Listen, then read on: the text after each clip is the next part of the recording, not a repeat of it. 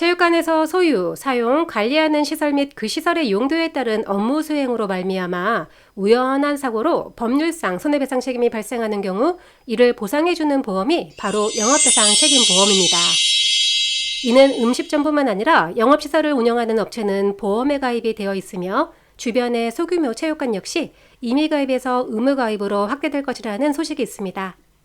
체육관 수가 크게 증감에 따라 부상사고의 발생 건수도 늘어났으며 피해자의 보호와 운영자의 경제적 손실에 대한 대비를 위해서 영업배상 책임보험은 이제 필수적이라 할 수 있습니다.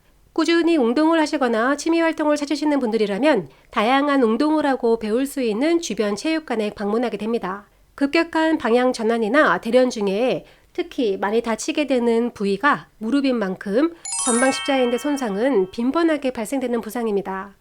오늘 안내할 주제는 바로 체육관에서 발생한 사고로 전방 십자인대 파열된 사례자분의 영업배상 책임보험 보상 과정에 대해 간략하게 설명드리도록 하겠습니다. 평소에 관심을 가지고 있던 주짓수를 배우기 위해 체육관에 방문하였던 위임자가 등록을 하고 한 달이 좀 지났을 무렵입니다. 체육관에서 지도를 받으며 수련을 한 것은 얼마 되지 않았지만 재미를 붙이고 열심히 다니셨다고 합니다. 그러던 어느 날 체육 지도자 관장이 체육시설 내 다른 간원들에게 매치기 시범을 보여주기 위하여 위임자를 시범자로 이용하여 몇 차례 매치기 시범 후 마지막 시범에서 그만 사례자의 우측 무릎이 외측 방향으로 꺾이면서 우측 정방 십자인대 파열과 반월상 연골 파열 등으로 수상하게 되는 매우 큰 상해 사고가 발생하였습니다. 무릎이 붓고 통증이 나타났으며 다음날 병원에 내원하여 진료를 받으며 어제 발생한 사고 내용을 의사에게 설명하였습니다. 곧바로 다친 슬관절에 대한 정밀검사가 시행되었고 내려진 진단명은 전방 십자인대 파열이었습니다.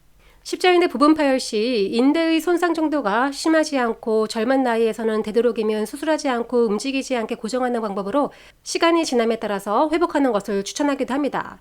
하지만 이번 사례에서는 전방 십자인대가 완전 파열되어 수술적 치료 이외에는 어려운 상황이라는 것을 의사로부터 자세히 설명을 듣게 되었고 다친 무릎에 대하여 전방 십자인대 재건술을 시행받게 되었습니다. 이와 같이 대련 중에 혹시라도 발생할 수 있는 부상사고에 대비하기 위하여 가입하는 보험이 있습니다. 바로 체육관 영업배상 책임보험입니다.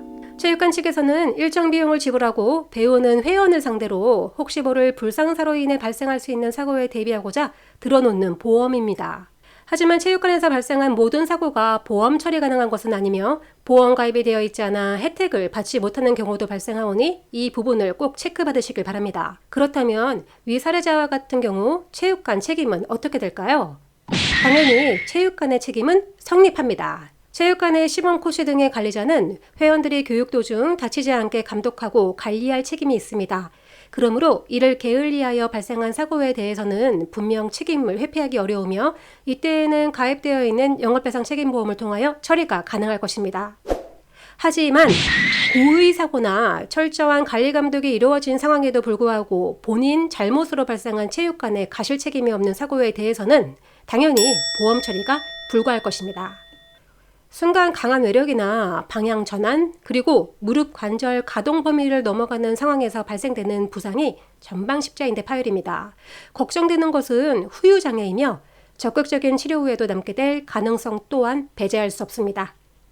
그렇다면 체육관 사고 보상금으로 지급될 수 있는 보상 항목은 무엇일까요? 정상적으로 보상이 이루어진다면 위임자에 대한 손해배상액의 범위인 위자료, 일실수익액, 향후치료비, 기왕치료비, 기타 재반 손해액 등을 체육관 책임으로 손해배상 받을 수 있습니다. 하지만 위 사례자분 같은 경우 보험사로부터 그동안의 치료비와 휴업 보상에 대한 부분에서만 보상 가능하다는 것과 함께 적지 않은 가실 비율도 적용될 수밖에 없다는 이야기를 들으신 상황이었습니다. 우선 병원 치료비와 같은 경우 입원과 통원 기간 동안에 발생한 수술비를 포함한 보험사고와 관련한 비용에 대하여 영수증 및 상세 내역서를 구비하여 나중에 보험사로부터 돌려받을 수 있습니다.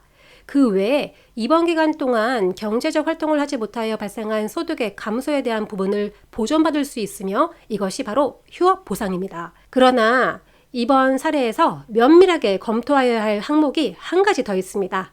바로 전방 십자인대 파열 후유장애 부분입니다. 수술을 받은 위임자는 꾸준한 재활을 하여 충분한 회복을 위해 노력하였으나 6개월 이상 지난 시점에서 다친 무릎이 마음처럼 100%까지 호전된 상태는 아니었습니다. 전방 십자인대는 무엇보다 무릎의 안정성에 큰 역할을 하는 만큼 동요관절로 인한 불안정성은 후유장애를 남기게 되거나 예상할 수 있는 후유증입니다.